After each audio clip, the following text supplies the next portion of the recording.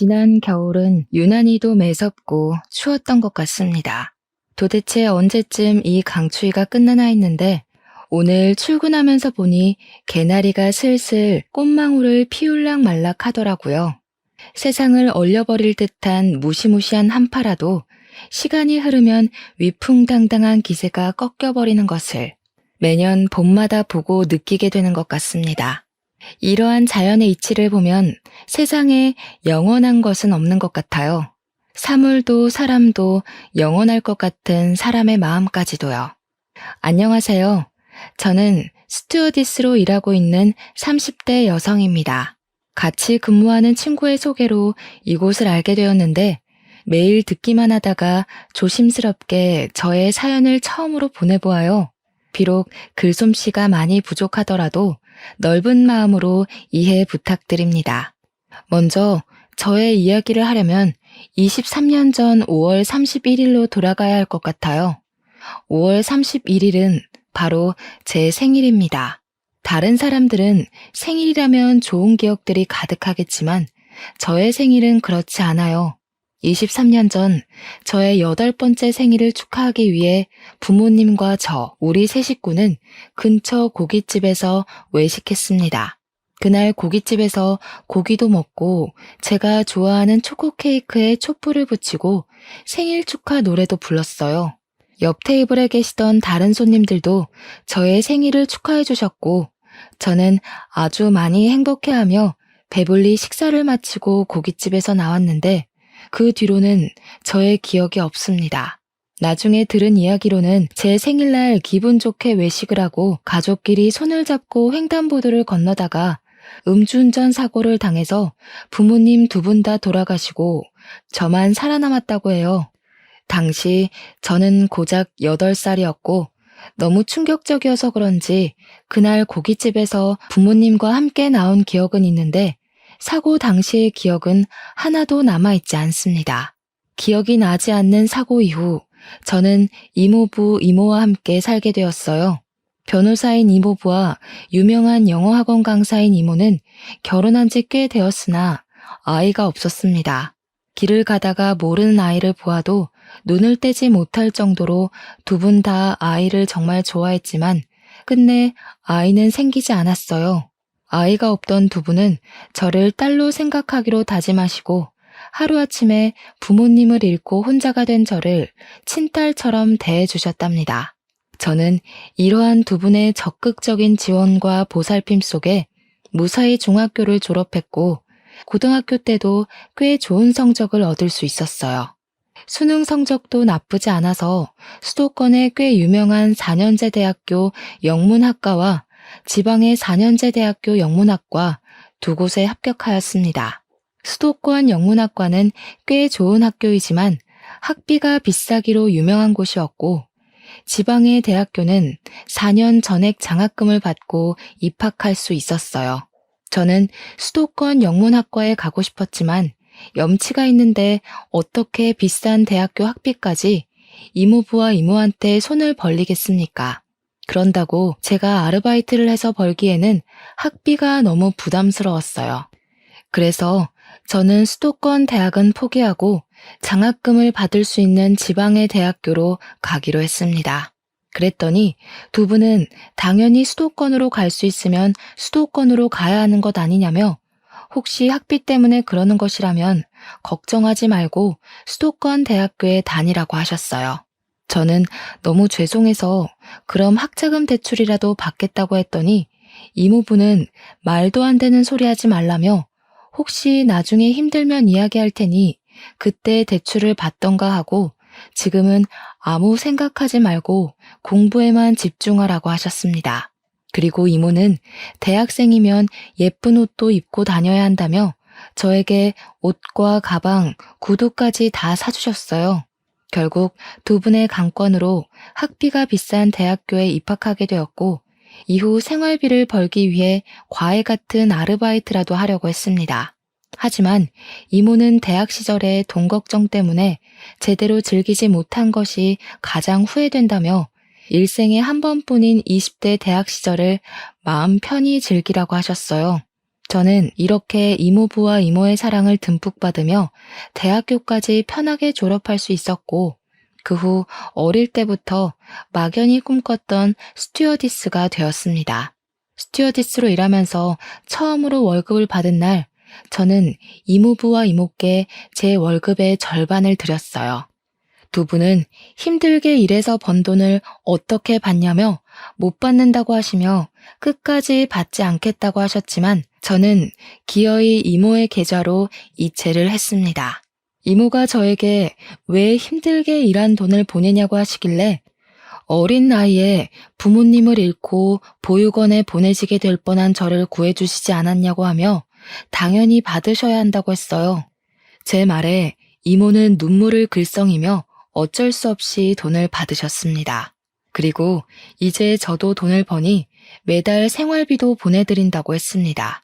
이모는 무슨 생활비를 주냐며 또 거절하셨어요. 저 역시 지지 않고 부모님과 함께 사는 직장인들도 부모님께 생활비를 드린다고 하며 매달 꼭 보낼 테니 반드시 받으시라고 했습니다. 그 후로 저는 이모부, 이모와 함께 살며 스튜어디스 생활을 시작했어요. 제가 장거리 비행 근무가 잡히면 이모는 항상 제 짐을 직접 챙겨주시며 알뜰살뜰히 저를 친엄마처럼 돌봐주셨고, 좋아하는 일을 오래 하려면 건강해야 한다며 한약을 지어주시기도 했습니다. 솔직히 한약은 너무 써서 먹기 힘들었지만 그래도 그때 먹은 한약 때문인지 아직도 체력 하나는 끝내준답니다. 이렇게 저는 학교 졸업하고 나서도 엄마 같은 이모와 함께 살며 아주 편하게 직장 생활을 할 수 있었어요. 시간이 흘러 평생 20대일 것 같던 제가 어느덧 30살이 되었습니다. 이모부와 이모는 이제 30대니 얼른 좋은 남자 만나서 결혼하라고 하셨어요. 사람은 일도 해야 하지만 결혼해서 자신의 가정을 꾸리는 것도 아주 중요하다면서요. 하지만 당시 저는 일하는 것이 너무 재밌어서 결혼에 대한 생각이 전혀 없었습니다. 그런데 이모부와 이모는 더 늦으면 결혼을 하고 싶어도 못한다며 선자리를 알아본다고 성화하셨어요. 하지만 저는 자만추, 자연스러운 만남을 추구하는 사람으로 선이나 소개팅으로 사람을 만나는 것을 선호하지 않았습니다. 그래서 저는 이모에게 저는 제가 알아서 찾아볼 테니 걱정하시지 마시라고 했지만 이모는 매일 저만 보면 남자 사진을 보여주시며 이 사람 만나보라고 난리였어요. 그렇게 이모의 시름이 깊어져만 가던 어느 날이었습니다. 그때는 태국으로 비행을 갔다가 같이 근무하는 동료들과 함께 태국 방콕의 호텔에 머무르며 관광을 하고 있었어요. 그날은 가장 친한 스튜어디스 친구인 민정이와 함께 방콕의 야시장에 가게 되었습니다. 방콕의 야시장은 화려하고 먹거리도 많고 볼거리도 정말 많았어요. 저와 민정이는 정신없이 야시장의 구석구석을 돌아다니며 구경을 하고 있었는데 웬 한국 남자가 우리를 계속 보고 있었습니다. 처음에는 같은 한국인이라서 반가워서 그런가 보다 했는데 이 남자분이 우리 쪽으로 오더니 민정이에게 아주 반갑게 인사를 하는 게 아니겠어요? 알고 보니 이분은 민정이의 대학교 동창으로 이름은 이정수고 직업은 치과 의사라고 합니다. 그동안은 페이닥터로 근무하다가 관두고 이번에 태국 여행을 마친 후 자신의 병원을 개원한다고 했어요. 민정이가 개원하는 치과 위치를 물으니 알려주었는데 그곳은 이모 집에서 걸어서 5분 정도 거리에 있었습니다. 게다가 정수 씨는 이번에 치과를 개원하며 제가 사는 집 근처에서 자취를 시작했더라고요. 민정이는 태국에서 동네 주민을 만났다며 이참에 둘이서 친해지라고 했고 저와 정수 씨는 민정이의 성화에 연락처를 주고받게 되었습니다. 그렇게 태국에서 처음 만난 우리는 한국에 와서도 종종 연락했어요. 제가 비행이 없는 날이면 치과 근처에서 함께 밥도 먹고 술도 먹으며 시간을 보냈습니다. 그렇게 몇 번 만나다 보니 자연스럽게 정수 씨에 대한 호감이 생겼어요. 사실 저는 의사에 대한 이미지가 그다지 좋지 않습니다. 물론 좋으신 의사 선생님도 있겠지만 제가 그동안 본 의사 선생님 대부분은 궁금한 점이 있어서 이것저것 물어보면 항상 귀찮고 무시하는 투로 대답을 하셨거든요. 그래서 정수 씨도 직업이 치과 의사라길래 크게 다르지 않으리라고 생각했는데 만나면 만날수록 사람이 참 겸손하고 언행이나 행실이 참 바르더라고요. 정수 씨 역시 제가 싫지는 않았는지 우리는 더 자주 만나고 자주 연락하게 되었고 그러다가 자연스럽게 연인이 되었습니다. 그렇게 1년의 시간이 지났어요. 봄, 여름, 가을, 겨울, 그리고 다시 봄이 될 동안 만난 정수 씨는 한결같이 친절하고 자상했고 항상 저를 웃게 만들어 주었습니다. 정수 씨는 그동안 일만 하고 사느라 결혼 생각이 하나도 없던 저에게도 결혼하고 싶은 마음이 들게 하는 참 멋진 사람이었어요. 정수 씨도 저의 생각과 크게 다르지는 않았는지 우리는 종종 결혼하자는 이야기를 했고 저는 본격적인 결혼 준비를 하기 전 저의 집안 사정을 다 솔직히 말해야겠다고 생각했습니다. 평소처럼 제가 비행이 없던 날 동네 밥집에서 함께 밥을 먹고 간단히 맥주를 마시기 위해 호프집을 갔어요. 그곳에서 저의 어린 시절 부모님을 잃은 일부터 지금은 이모부, 이모와 함께 사는 것까지 다 이야기를 했습니다. 막상 저의 이야기를 하니 속이 후련하기도 하면서 어떻게 저를 생각할까 긴장도 되고 떨리더라고요. 정수 씨는 저의 이야기를 다 듣고 제 손을 꼭 잡더니 그동안 참 힘들었겠다고 하며 결혼하면 이모부, 이모는 자신의 부모님처럼 잘 모시겠다고 했습니다. 그러면서 정수 씨도 본인의 집안 이야기를 꺼냈어요. 정수 씨는 부모님이 다 계시기는 하지만 아버지가 20년 정도 전 5월에 큰 사고가 있으셔서 5월만 되면 우울증에 심하게 걸리신다고 합니다. 제가 혹시 무슨 사고냐고 물어보니 정수 씨가 하도 어릴 때라 잘 기억은 나지 않고 다만 사고 이후에 한동안 집에 안 계셨다고 해요. 정수 씨가 당시 엄마에게 아버지 어디 가셨냐고 물어도 가르쳐 주지 않으셔서 지금까지도 정수 씨는 당시 아버지가 무슨 사고를 겪었는지 그때 왜 없으셨는지 전혀 모른다고 합니다. 그러다가 정수 씨가 중학교 정도 되었을 때 아버지가 다시 오셨는데 아버지가 많이 야위어지시고 몸이 많이 안 좋아졌다고 해요.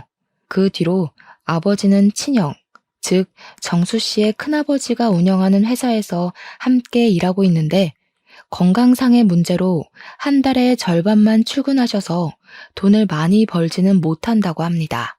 이렇게 아버지가 가장의 역할을 하시지 못할 동안 정수 씨의 어머니는 아들을 먹여 살리기 위해 온갖 일을 다 하셨다고 해요. 처음에는 아는 분 밑에서 식당 일을 하셨다가 지금은 고급 식당을 운영하고 계시는데 한 달에 순이익이 500만 원 정도 나온다고 합니다. 제가 정수 씨에게 어머니가 참 멋지신 분이라고 하자 정수 씨는 엄마가 대단하시기는 하지만 온갖 모진 일을 다 겪으셔서 좋게 말하면 강인하시고 나쁘게 말하면 많이 드세고 억세지셨다고 말했어요. 그래서 만나게 되면 놀랄 부분도 있겠지만 정수 씨가 잘 막을 테니 자신을 믿고 조금만 이해해달라고 했습니다. 저는 저만큼이나 힘든 가정에서 살아온 정수 씨를 보며 더 깊은 호감을 느끼게 되었고 정수 씨 역시 이런 가정 형편에서 자란 저라도 싫지는 않았는지 하루라도 빨리 각 가정에 정식으로 인사드리기로 했어요. 그날 밤 제가 결혼할 사람이 있다고 이모부와 이모한테 말씀드리자 드디어 남자친구가 생겼냐며 당장 주말에 초대하라고 하셨습니다. 그래서 먼저 정수 씨, 이제는 예비 남편이 저의 집에 오게 되었어요. 이모는 옛날에는 사위가 오면 씨암탉을 잡았다고 하시며 평소에는 잘해주지도 않는 닭백숙에 굴비에 전복까지 아주 거하게 한 상을 차리셨습니다.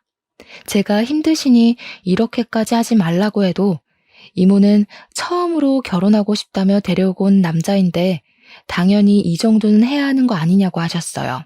예비 남편은 집에 와서 이모가 차려준 밥상을 보며 이런 밥상은 생전 처음 받아본다며 밥을 2공기나 싹싹 비웠고 복스럽게 밥을 먹는 예비 남편을 보는 이모부와 이모는 아주 많이 흡족해 하셨습니다. 그리고 일주일 뒤 날씨가 화창한 5월의 첫째 주 주말에 예비 시댁으로 첫인사를 갔어요. 사실 전에 예비 남편으로부터 어머니가 성격이 세시다는 말을 듣고 많이 걱정했는데 제 우려와는 달리 예비 시어머니는 저를 보자마자 아주 반갑게 맞이해 주셨고 큰 음식점을 운영하고 계셔서인지 말도 재밌게 잘하셨습니다. 예비 시아버지는 표정이 좋지 않으셨지만 이전에 예비 남편이 말한 대로 지금이 5월이라서 그러신 것으로 생각했어요. 그래도 저를 싫어하시지는 않는 듯했고 아버지는 자신이 몸이 좋지 않아서 그러니 이해해달라고 말씀하시고는 방으로 들어가셨습니다. 예비 시아버지는 따로 방에서 식사하시고 예비 시어머니, 예비 남편, 그리고 저는 부엌으로 갔어요. 예비 시어머니는 제가 식탁 의자에 앉자마자 제 앞에 수저통을 두시고는 저에게 수저를 놓으라고 하셨습니다. 수저 놓는 것이 어려운 일은 아니지만 그래도 이 집에 오늘 처음 온 손님이고 아직은 며느리도 아닌데 수저를 대뜸 놓으라고 시키시니 조금 기분이 그렇더라고요. 제가 표정이 그다지 좋지 않자 예비 남편은 잽싸게 수저통을 가져와 자신이 수저를 놓았습니다. 그 뒤로 식사를 시작했는데 아주 분위기가 좋지는 않았지만 그래도 나쁘지 않게 식사를 했어요. 내가 음식을 차린다고 차렸는데 입맛에 잘 맞았니? 하긴 뭐 내가 식당을 운영하니 맛이 없을 수가 없지. 안 그래? 네, 역시 식당을 운영하신다더니 정말 음식이 하나같이 다 맛있었어요. 잘 먹었습니다. 원래 시어머니가 며느리한테 밥상 차려주는 법이 없는데 오늘은 첫날이니까 내가 특별히 차려주는 거야. 그리고 시댁에서는 며느리가 당연히 설거지해야 하지만 오늘은 그래도 첫날이니 그냥 설거지 내가 이따가 직접 하마. 엄마는 무슨 요새 같은 시대에 시댁에서 며느리가 당연히 설거지하는 게 말이 돼? 그냥 오늘 설거지 내가 할게. 이놈이 천지가 개벽할 소리하고 자빠졌네. 결혼한 남자가 설거지하는 게 말이 되니? 내가 언제 너한테 설거지 시킨 적 있어? 엄마는 내가 평생 혼자 살길 바래서 그런 소리 하는 거야? 요새 그런 마음 먹으면 아무도 결혼 안 오려고 해. 알겠어? 지민아, 엄마 말 신경 쓰지 마. 나 우리 집에서 네가 설거지 절대 못하게 할 거니까 나만 믿어. 예비 남편은 진짜 설거지를 할 기세로 고무장갑을 끼고 있었고 예비 시어머니는 말리느라 바쁘셨습니다. 결국 설거지는 예비 시어머니가 저 가고 나서 하기로 했어요. 그렇게 부엌에서 한 차례 작은 소동이 지나가고 예비 남편은 잠깐 자기 방에서 뭐 찾을 것이 있다며 방으로 들어가고 저와 예비 시어머니 둘이 거실에 어색하게 앉아있게 되었습니다. 직업이 스튜어디스랬지? 결혼해서도 스튜어디스 일하면 힘들겠다. 그냥 아예 결혼하기 전에 일을 관두는 건 어때? 아무래도 스튜어디스는 일정 시간에 출퇴근하는 것도 아니고 비행기 솔직히 그다지 안전하진 않잖아. 사고로 더 나면 어떡해? 저는 대학교 졸업하고 계속 스튜어디스로 일했었고 제 일에 자부심도 있고 재미도 있어서 전 할 수 있는 한 최대로 일하고 싶어요. 임신 중에는 무급이기는 하지만 휴직하고 아기 출산 후 복직할 수도 있고 꼭 비행 아니더라도 지상에서도 근무할 수 있어요. 그럼 너는 결혼하고 나서도 계속 스튜어디스 일하겠다는 거야? 좋은 대학 나왔다길래 똑똑한 줄 알았더니만 말귀를 하나도 못 알아먹네. 결혼한 유부녀가 비행한답시고 여기저기 쏘다니고 외박하는 게 말이 되니? 그럼 우리 정수 밥은 누가 차리라고? 게다가 스튜어디스 하면 짧은 치마 입고 다리 내놓고 몸매 훤히 드러나는 옷 입고 다니잖아. 그게 무슨 천박한 짓이니? 나는 내 며느리가 그런 옷 입고 다니는 거 절대 못 본다.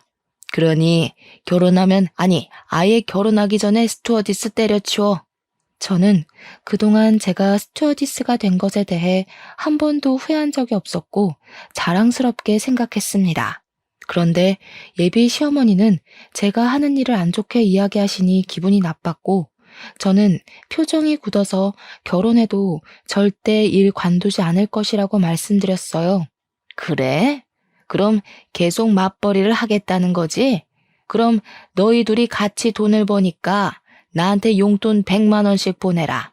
너도 스튜어디스 하면서 적지 않은 돈을 벌 것이니까 네가 받는 돈에서 100만 원만 나한테 보내. 죄송하지만 제가 일한다는 이유로 어머니한테 다달이 100만 원을 보내야 할 이유 전혀 없다고 생각합니다. 생신 같은 특별한 날이라면 모를까. 매달 드리는 것은 아닌 것 같아요. 그럼 내가 다 양보할 테니 들어와서 살아. 너는 비행 간다고 짐 많이 비울 것 아니냐? 너 없는 동안 우리 아들이 혼자 밥 차려 먹고 설거지도 하고 할 생각하니까 속상해서 눈물이 날 것 같아. 아주 애 같아서 미치겠다고. 예비 시어머니는 결혼 후 아들이 혼자 밥 먹을 생각하면 너무 속상하다며 눈물을 뚝뚝 흘리셨고 저는 이 상황이 너무 황당했습니다. 그러던 중 예비 남편이 자신의 어릴 적 앨범을 들고 방에서 나왔어요. 예비 남편은 저에게 자신의 어릴 적 사진을 보여주려다가 울고 있는 어머니를 보더니 무슨 일이냐고 물었습니다. 아니 글쎄, 얘가 결혼하고도 일을 계속 다닌다잖니. 우리 아들 결혼해서도 마누라 밥상도 못 받고 대접도 못 받을까봐 걱정돼서 눈물이 다 나오네. 그런다고 일 잘 다니는 사람에게 왜 일을 관두라고 해요? 요새는 예전과 달라서 맞벌이 해야만 하는 시대라고요. 그리고 내가 무슨 어린애도 아니고 혼자서 밥 잘 차려 먹을 수 있는데 걱정은 무슨? 그래도 남자가 결혼했으면 당연히 마누라가 차려준 밥상 받아야지. 결혼한 남자가 직접 밥상 차려서 먹는 것이 말이 되니? 원래 마누라의 본분은 남편의 밥을 정성껏 차리며 내조해야 하는 거야. 지민이가 마누라의 본분을 지키려면 회사를 관둬야 하지 않겠어? 말씀 중에 죄송한데요. 저는 제가 정수 씨의 보호자가 되는 것도 아니고 제가 왜 정수 씨의 밥상을 차려줘야 하는지 도무지 모르겠네요. 물론 제가 일을 하고 있지 않으면 회사에서 일하는 남편을 위해 정성껏 밥상을 차려줄 수도 있죠. 또 일한다고 해도 제가 먼저 퇴근하거나 집에 있으면 당연히 밥상을 차릴 것이지만 제가 정수 씨의 밥을 차리라는 이유로 잘 다니고 있는 직장을 관두라는 것은 도무지 이해가 가지 않네요. 일도 못 관두고 합가도 못 하겠다 이거지? 그러면 결혼하지 마. 너희 둘 결혼 절대 허락 못 해. 그리고 너는 어른이 말하면 그냥 네 할 것이지 두 눈 똑바로 뜨고 꼬박꼬박 말대꾸 하는 거 보면 인성이 아주 글러먹었어. 제가 어머니의 뜻대로 하지 못하겠다고 하자 어머니는 결혼을 허락하지 않겠다고 하셨고 저는 이런 어머니를 도무지 시어머니로 모실 수 없을 것 같아 결혼 못하겠다고 하고 그 집을 혼자 나왔습니다. 예비 남편은 제가 나가자마자 바로 따라 나서며 저를 붙잡았어요. 저는 예비 남편에게 어머니의 요구 단 하나도 들어드릴 수 없을 것 같아서 우리 헤어져야겠다고 했습니다. 그러자 예비 남편은 길거리에서 무릎까지 꿇으며 빌었어요. 물론 예비 남편은 정말 좋은 사람이었으나 사실 결혼이 당사자끼리만 좋다고 무작정 할 수 있는 것은 아니잖아요. 그래서 마음이 아프지만 울먹이며 매달리는 예비 남편을 뒤로하고 집으로 돌아갔습니다. 집에 오니 이모와 이모부가 오늘 어땠는지 물어보시길래 예비 시어머니에 대해 솔직히 말씀드렸어요. 이모는 아무리 예비 남편이 좋은 사람이라도 시어머니 자리가 그 모양이면 결국 이혼할 수밖에 없다며 힘들겠지만 잘했다고 하셨습니다. 이렇게 저는 예비 남편과 끝이 날 줄 알았어요. 그런데 다음 날부터 예비 남편은 퇴근 후 매일 우리 집에 찾아와 저와 이모, 이모부까지 설득하기 시작했습니다. 죄송하다고 빌기도 하고 원하면 어머니와 연을 끊겠다고까지 했어요. 어머니와 연까지 끊겠다는 예비 남편을 보니 마음이 아프기도 하고 미안하기도 했습니다. 다시 만나볼까도 생각했지만 어머니와 연 끊고 저와 함께 사는 예비 남편을 보면 저 역시 마음이 편치 않을 것 같아 마음을 굳게 먹고 예비 남편에게 연락이 와도 일부러 매몰차게 대했어요. 그렇게 일주일이 지났습니다. 그날은 주말이지만 스케줄이 없어서 모처럼 이모부, 이모와 함께 푹 쉬는 날이었어요. 집에서 쉬고 있는데 모르는 번호로 전화가 와서 받아보니 예비 시어머니가 기니 할 말이 있으니 만나자고 했습니다. 솔직히 만나기 싫었지만 하도 통사정을 하셔서 어쩔 수 없이 근처 카페에서 만나기로 했어요. 예비 시어머니는 저를 보자마자 그때는 정말 미안했고 스튜어디스가 그렇게 멋진 일을 하는지 몰랐다고 했습니다. 그러면서 우리 아들 정수가 지민이 너만을 원하니 결혼시키겠다고 하셨어요. 일도 계속 다니고 합가하자는 말도 하지 않을 테니 그저 둘이 잘 살라고 하셨고 어머니의 사과에 마음이 풀린 저는 예비 남편과 결혼하기로 다시 생각했습니다. 제가 예비 시어머니한테 사과를 받았다고 하니 이모와 이모부 역시 결혼을 반대하지 않으셨고 우리는 바로 상견례 날짜를 잡았어요.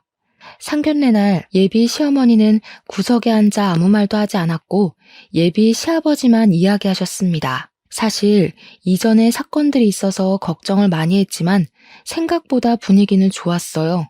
이모부는 평소에는 말이 많지 않지만 그날은 저에 대한 칭찬을 엄청 하셨고 저는 너무 쑥스러웠습니다. 그런데 자꾸 이모가 예비 시아버지가 어디선가 많이 뵌 것 같다고 했어요. 예비 시아버지도 이모를 보며 어디선가 뵌 것 같은데 어딘지 모르겠다고 했습니다. 이모부는 아무래도 사돈이 될 운명이라서 서로 알아보는 것 같다며 웃어 보이셨어요. 그렇게 좋은 이야기가 오가다가 우리의 신혼집과 예단에 관한 이야기가 나왔습니다. 우리의 신혼집은 예비 시어머니의 명의로 된 오피스텔로 하기로 했어요. 그곳은 예비 남편의 직장과 공항 사이에 있었는데 집이 넓지는 않지만 어차피 둘이 사니 크게 문제는 없을 것 같아 좋다고 했습니다. 우리 며느리 성격이 아주 시원시원해서 좋네. 그럼 저희 쪽에서 집을 마련했으니 예단비를 좀 받았으면 해요.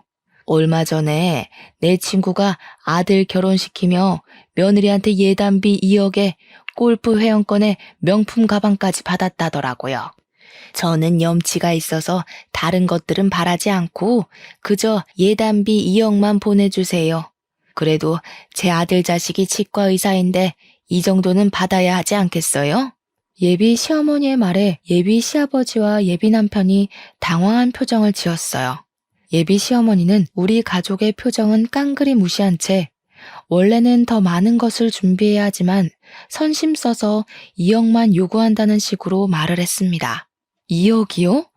2억이 적은 돈도 아닌데 너무 쉽게 예단비로 말씀하시니 조금 당황스럽네요. 2억은 너무 과해요. 아들한테 들었는데 친엄마가 아니라 이모님, 이모부님이시라면서요? 친딸이 아니라 그런가? 만약에 친딸이었으면 2억이 아니라 10억이라도 예단비 마련해 주시지 않겠어요? 뭐요? 우리 지민이 제 배 아파서 낳은 자식은 아니지만 맹세코 제 자식이 아니라고 생각해 본 적 단 한순간도 없습니다. 그리고 제가 신혼집 알아보면서 신혼집으로 주신다는 그 오피스텔 시세도 알아봤었는데 8천만 원 정도 하는 것으로 알고 있어요. 거기에 맞춰서 예단을 준비할 테니 그리 아세요. 지민이는 일 관두고 집에 들어와서 살라니까 그것도 싫다 그러더니 예단비 2억도 싫다는 것이에요? 이 집은 이모나 지민이나 고집불통인 집구석이네요. 이렇게 고집불통이니 팔자가 사납지 사나워. 뭐라고요? 지금 그 말 무슨 뜻으로 하시는 거예요? 무슨 뜻이라뇨? 글자 그대로 팔자 사나운 집안이라고요. 이렇게 팔자가 사나우니 한날 한시에 제 어미랑 아비가 다 돼진 것이죠. 이런 팔자 사나운 집에 우리 아들 장가 못 보내겠네요. 사랑하는 우리 아들도 팔자 사나운 년 만나서 죽어버리면 어쩐답니까? 예비 시어머니의 기가 막힌 말에 이모부와 이모는 말 그대로 눈이 뒤집혔습니다. 특히 이모가 화가 많이 나셔서 큰 소리로 대판 싸우고 난리가 났고 상견례 자리는 순식간에 싸움터로 변했어요. 예비 남편은 이모부와 이모 그리고 저에게 무릎까지 꿇고 엄마 때문에 죄송하다고 말하며 빌었습니다. 예비 시어머니는 그토록 사랑하는 아들이 자신 때문에 무릎 꿇고 싹싹 비는데도 내가 왜 이딴 집구석에 비느냐고 하며 일어나라고 난리고 예비 시아버지는 머리를 감싸며 한숨만 쉬시고 있었어요. 이렇게 저의 상견례는 아수라장이 되었습니다. 그 뒤로 예비 남편은 치과에서 퇴근하면 우리 집으로 찾아와서 사과했지만 이모부와 이모는 설득해서 돌려보냈어요. 이렇게 저와 예비 남편은 끝이 났습니다. 그리고 5월 31일이 되었어요. 이날은 앞서 말했듯이 제 생일이자 제 부모님이 돌아가신 날이에요. 이모부, 이모, 그리고 저는 5월 31일만 되면 부모님을 모신 납골당으로 갔습니다. 그날도 어김없이 납골당으로 갔는데 웬 중년의 남성이 부모님의 영정사진 앞에서 죄송하다고 말하며 허리를 90도로 숙여 인사를 하고 있었어요. 그러다가 우리가 오는 소리가 나자 후다닥 도망갔습니다. 그런데 왠지 그 중년의 남성분이 어디서 많이 뵌 것 같기도 하고 왜 우리 부모님께 죄송하다고 말하는지 궁금해서 재빨리 쫓아갔어요. 황급히 도망치는 남성분을 붙잡고 얼굴을 보니 바로 저의 전 예비 시아버지였습니다. 저는 깜짝 놀라 여기에는 왜 오셨냐고 하니 아는 사람의 기일이라 여기 왔다고 하셨어요. 그러면서 저한테는 여기 왜 왔느냐길래 우리 부모님의 기일이라 왔다고 했더니 갑자기 주저앉으셨습니다. 그 순간 왜인지는 모르겠지만 부모님이 사고 났을 때가 영화의 한 장면처럼 떠올랐어요. 지금부터 23년 전 5월 31일, 저는 어두운 저녁에 부모님과 함께 고기를 먹고 아이스크림 케이크를 사서 집으로 가고 있었어요. 장소는 제가 다니는 초등학교 앞이었고 이미 다들 학교한 시각이라 사람이 거의 없었습니다. 집에서 아이스크림 케이크 먹을 생각에 신나서 집에 가는데 비틀거리며 한 자동차가 달려왔어요. 그 자동차는 바로 우리 쪽으로 돌진했고 부모님은 어린 저를 살리시려 저를 밀어내시고 두 분은 자동차에 치이셨습니다. 부모님은 길에 쓰러져 계셨고 고작 8살밖에 안 된 저는 너무 놀라서 울지도 못하고 그 자리에 그대로 굳어버렸습니다. 그리고 자동차를 운전하던 사람은 놀란 얼굴로 차 문을 열고 나와 바닥에 그대로 주저앉았습니다. 잠시 후 누군가의 신고로 경찰들이 오고 자동차를 운전하던 사람은 경찰서로 끌려갔는데 그 사람이 바로 저의 전 예비 시아버지였어요. 이모부와 이모도 그제야 기억나는지 전 예비 시아버지한테 따지기 시작했습니다. 어디서 얼굴을 봤다 했는데 이제야 얼굴이 기억나네. 너 때문에 우리 지민이는 어린 시절 화목했던 가정을 잃었어. 인제 와서 영정사진 앞에 서서 사과하면 뭐해? 그런다고 당신 때문에 죽은 우리 동생 부부가 살아서 돌아와? 나쁜 놈. 죄송합니다. 제가 잘못했습니다. 죄송한 마음에 징역을 살고 출소한 후에도 매년 이곳을 찾았어요. 저 그날 이후로 자동차도 운전하지 않고 술도 한 잔도 마시지 못하며 살고 있습니다. 당연히 용서 안 되시겠지만 죄송합니다. 미안하다 지민아. 정말 미안해. 지금 감옥 다녀왔다고 죗값을 다 받았다고 용서가 된다고 생각해? 법은 용서했을지 몰라도 우리는 용서 못해. 여기가 어디라고 뻔뻔하게 와. 절대 오지 마. 다시는 여기 오지 마. 전 예비 시아버지는 이모의 불호령에 기어가다시피 해서 그곳을 빠져나갔습니다. 저는 그 자리에 주저앉아 펑펑 울었어요. 그날 밤 잠을 자다가 꿈을 꿨는데 사고 당시의 현장이 계속 꿈에 나왔습니다. 꿈에서 깼다가 다시 잠이 들면 또 그 꿈이었고 그렇게 잠을 계속 깨다가 거의 자지 못하고 아침이 되었어요. 다음날 잠을 거의 못 자고 울기만 해서 눈이 팅팅 붓고 얼굴도 푸석하니 몰골이 많이 아니었습니다. 다행히 이날은 일정이 없어서 집에서 쉬고 있는데 전 예비 시어머니가 근처 카페로 잠깐 나와보라는 거예요. 나가기 싫다고 했더니 그럼 집으로 찾아온다길래 어쩔 수 없이 저번에 봤던 근처 카페로 갔습니다. 카페로 들어가기 전 저는 이전에 어머니께서 막말하시던 모습들이 생각나 핸드폰에 녹음기를 켰어요. 카페에 들어가니 이미 전 예비 시어머니가 자리를 잡고 앉아 계셨습니다.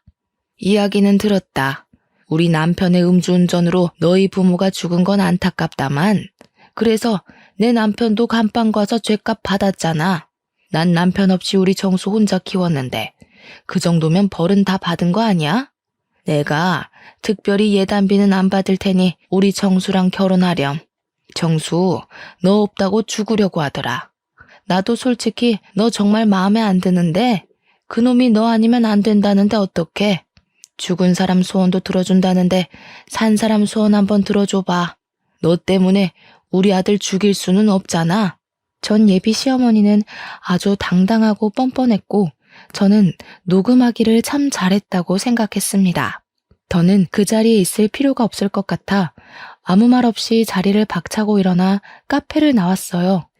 전 예비 시어머니는 이 와중에도 저에게 부모 없이 자라 버릇이 하나도 없다며 손가락질을 하셨습니다. 저는 너무 화가 나서 카페에서 나와 제가 들은 어머니의 파렴치한 언행들이 녹음된 파일을 전 예비 남편에게 보냈어요. 전 예비 남편은 한참 뒤 미안하다고 연락이 왔는데 뭔가 느낌이 이상해서 바로 전화를 해보니 전화를 받지 않더라고요.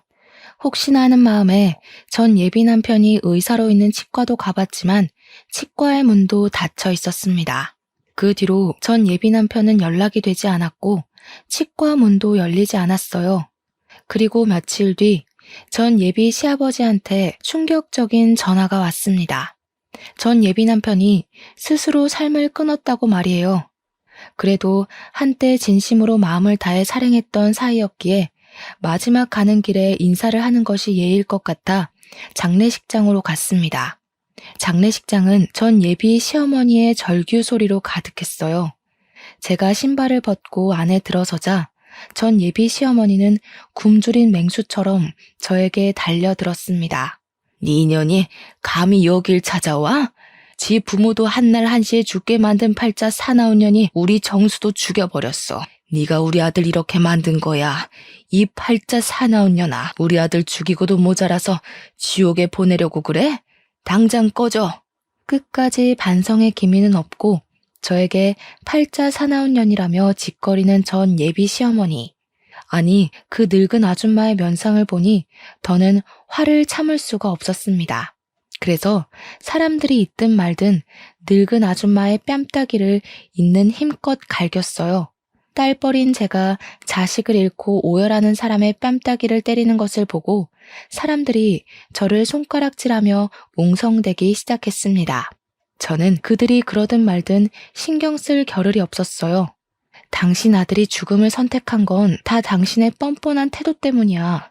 자기가 아들을 죽여놓고 어디서 내 탓을 돌려? 이봐 아줌마, 제발 정신 좀 차려.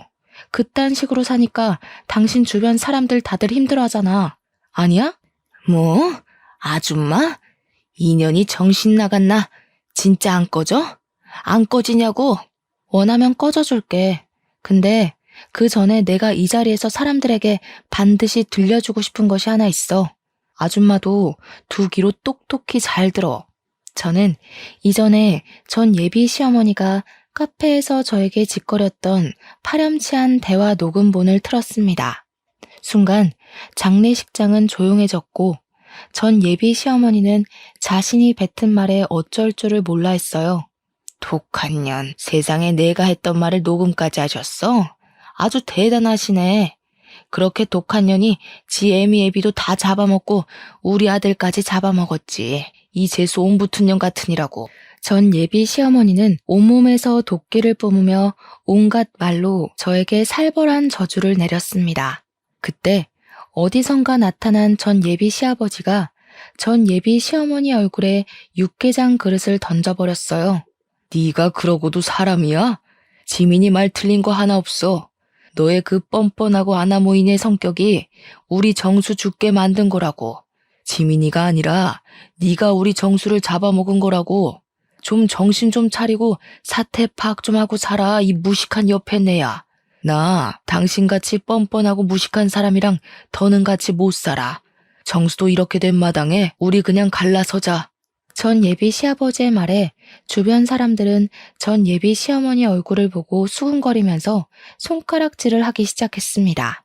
어떤 아주머니는 큰 소리로 엄마의 드센 성격 때문에 자기 아들을 죽인 것이라며 떠들기 시작했어요. 사람들의 따가운 눈총을 이기지 못하고 전 예비 시어머니는 얼굴이 시뻘개진 채로 장례식장을 박차고 나가버렸습니다.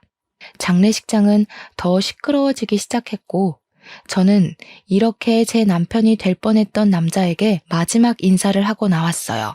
그리고 지금 이 일이 있은 지 1년 정도의 시간이 흘렀습니다. 사실 그동안 너무 힘들었고 잠도 잘 자지 못했어요.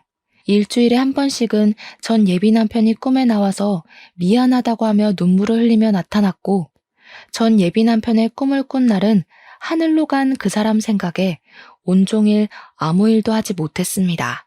한동안 저는 웃지 못했고 웃고 싶지도 않았어요.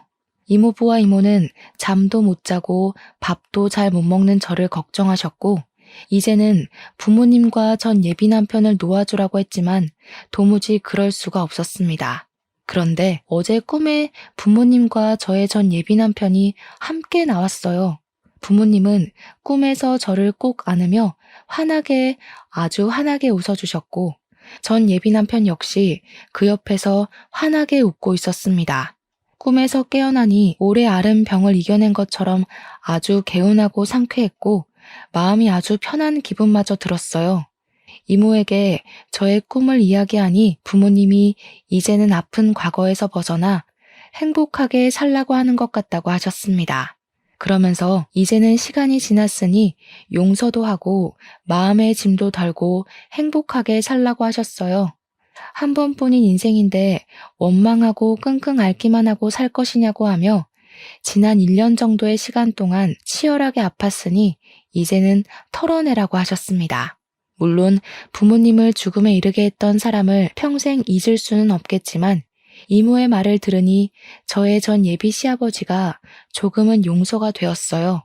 그래서 이제는 아픈 과거를 잊고 행복하게 살아보려고 합니다. 매서운 추위, 뜨거운 더위가 영원하지 않듯이 사람에 대한 감정 또한 영원하지는 않은 것 같다는 생각이 듭니다.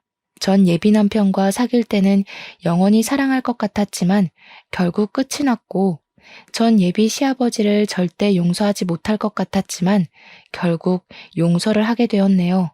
이렇게 되기까지 저는 열병을 앓는 것처럼 죽을 듯이 아팠어도 이모부와 이모의 도움으로 무사히 이겨냈습니다. 그리고 그만큼 내면적으로 더 성장한 것 같아요. 이를 발판으로 앞으로는 더 단단한 사람이 되어 먼 훗날 하늘에서 우리 부모님을 만났을 때 자랑스러운 딸이라고 칭찬받고 싶네요. 그리고 마지막으로 결국엔 좋지 않게 끝났지만 진심으로 저를 진심으로 사랑해줬던 저의 전 예비 남편 정수 씨가 하늘에서는 부디 모든 짐을 다 내려놓고 행복하게만 살기를 진심으로 바랍니다. 다음 생이라는 것이 존재한다면 그때 꼭 다시 만나 이번에 못 이룬 사랑을 이뤄보고 싶네요. 여기까지가 저의 이야기입니다. 저는 결국 사랑을 이루지 못했지만 저의 사연을 듣는 모든 분들은 원하시는 사랑, 일 모두 다 이루시고 행복하게 사시기를 바래요. 지금까지 들어주셔서 감사합니다.